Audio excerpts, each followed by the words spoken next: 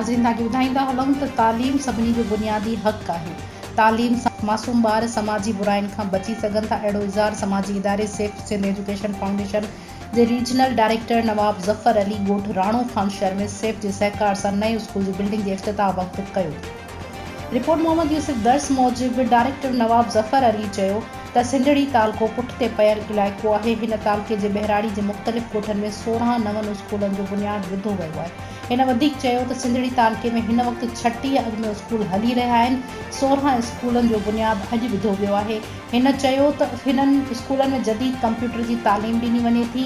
तक़रीब खे director national highway Abdullah Umrani, Mubarak Mahar, Mir Ali Raza Talpur, Sardar Haji Karim Bakhsh Shar, doctor Ismail Shar, Sabir Ali Halepoto, Haji Quddus Rajar, Kaleem Mian Halepoto, नज़ीर sir, Ayaz कुंभार ऐं ॿियनि ख़िताब कयो। एजुकेशन ऐं हेल्थ ऐं चवंदा त को कंप्रोमाइज़ न हुजे।